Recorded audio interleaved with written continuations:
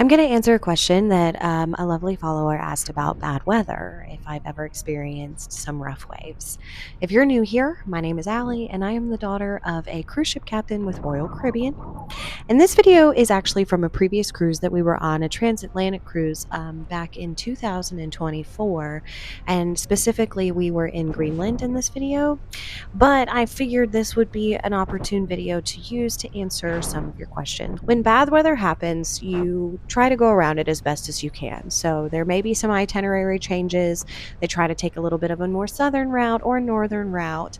But specifically in 2009, on the crossing with bringing Oasis of the Seas over from Acre Yards in Turku, Finland, we did the transatlantic crossing, and at some point in the beginning of the crossing, we hit 80-foot waves. For my followers outside of the US, that translates to approximately 24.38 meters.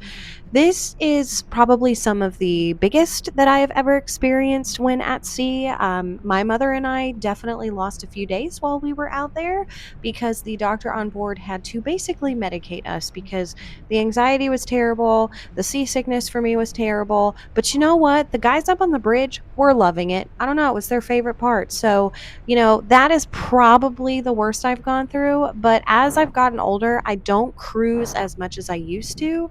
And so I find that, even things less than 80-foot waves seem to make me just a little bit nauseous.